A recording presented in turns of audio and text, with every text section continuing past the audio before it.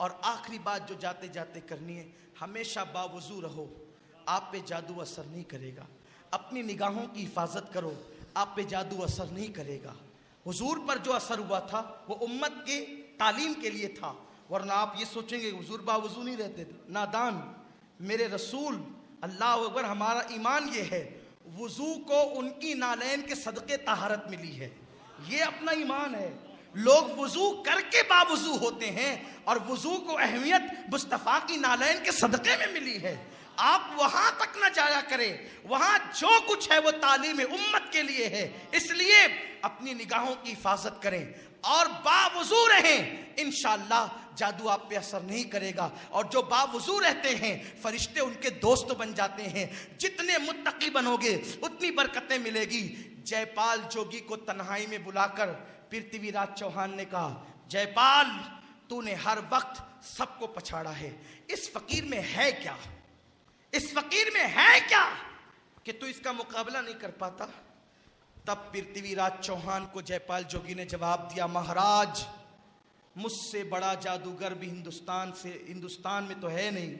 अगर मुझसे बड़ा जादूगर भी हिंदुस्तान में होता और आप उसे ले आते तो वो मोइनुद्दीन पर जादू नहीं कर सकता। और उस फकीर में क्या है, सादा सा वजूद, पेवंदार कपड़े, पाव रोटी, यानी आधी से आधी पाव रोटी, छोटा सा रोटी का टुकड़ा इफ्तार के वक्त चबाता है, पानी से इफ्तार करता है, उसमें है क्या। तो सुन लो उसका जवाब क्या था। पृथ्वीराज चौहान को जयपाल जोगी का जवाब ये था, महाराज मैंने उसकी पूरी जिंदगी को जादू के जोर से जांचा। मैंने देखा उसने अपनी पूरी जिंदगी में किसी औरत को नजर भर के नहीं देखा। उसकी आंखों में, उसकी निगाहों में इतना तकद्दुस है, इसलिए उस पर जादू असर नहीं कर सकता। अगर उस पर जादू का असर करवाना है, जिस दिन जादू असर करेगा या तो वो पागल होगा या तो मर जाएगा। लेकिन शर्त यह है कि पहले उसकी आंखों को आवारा करो, नापाक करो। उसके सामने कोई औरत जाए और वो किसी औरत में मसरूफ हो जाए, देख ले नजर भरकर, फिर उस पर जादू असर करेगा। उसने कहा बस इतनी सी बात है। आखिर मर्द तो आग की तरह होते हैं, मर्द तो जो है वो बहुत अजीब उनका हाल होता है। मर्द तो मोम की तरह होते हैं, औरत का हाल आग की तरह है। जब आग के करीब मोम और मोम के करीब आग, अगर मोम नहीं पिघलेगा कम से कम नर्म तो होगा। मोइनुद्दीन आखिर मर्द है और वो भी वतन से 7 समंदर दूर है। उसके पास लड़की कोई जाएगी वो ना देखे, हो ही नहीं सकता। पृथ्वीराज उन्हें अपने जैसा बशर समझ रहा था, सारे मसाइल अपने जैसे समझने पर है। अगर कुतुबुद्दीन बख्तियार काकी के अंदाज में उनको देख लेता तो शायद वो ये जुर्रत नहीं करता।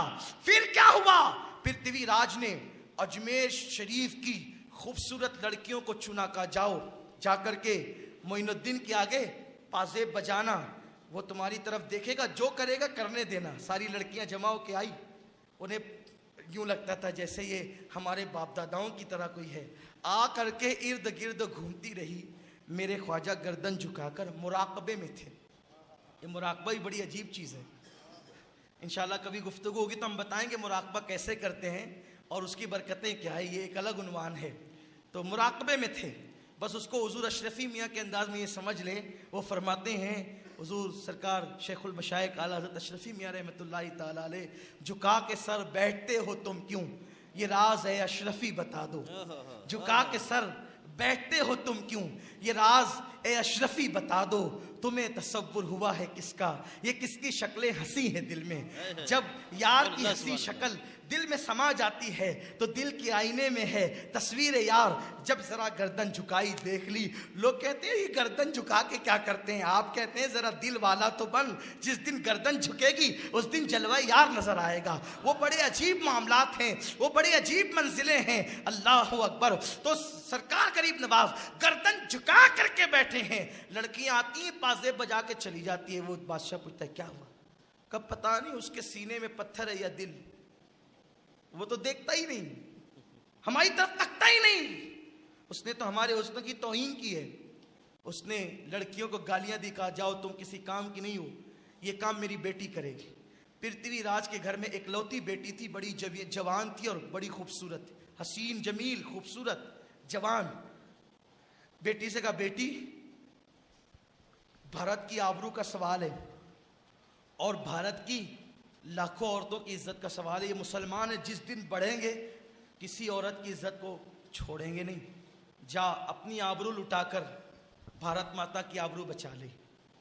उसने कहा, बस अपने हुस्न का जो है वो करतब तो आपने बार बार देखा है ना, अभी जाती हूं। आखिर वो फकीर इंसान ही तो है। गई, सज धज कर गई और जाने के बाद वो इतनी चतुर चालाक और होशियार थी, सीधा अना सागर में पहुंची और जाने के बाद अना सागर का पानी अपने बदन पे डाला। और आप जानते हैं मेरी ज़बान हया खामोश है, अगर कोई इंसान अपना बदन गीला कर ले तो कपड़े पहनना और न पहनना दोनों बराबर ही होते हैं ना। कपड़े पहनकर भी इंसान नंगा हो जाता है। वो इतनी होशियार थी, चतुर चालाक थी। जब अना सागर का पानी बदन पे डाला तो हिंदुस्तान की तहजीब के मुताबिक जो पुराना लिबास था, जो पहले ही आधा नंगा रहता है इंसान, जो साड़ी पहनी हुई थी वो और जेवरात में लदी हुई थी, कपड़े गीले करके जब खड़ी हो गई। सोचिए, जब एक 17-18 साल की कड़ियल जवान लड़की जंगल में जहां कोई ना हो, दरिया के किनारे खड़ी हो और पाजेब पैर के बजा रही हो, मेरे ख्वाजा अब भी मुराकबे में। उस लड़की ने जुर्रत करके कहा, मोइनुद्दीन मेरे हुस्न की तौहीन न कर, एक नज़र मुझे देख तो सही। बस इतनी बात थी कि वो एक नज़र देखेगा और जादू का असर हो जाएगा।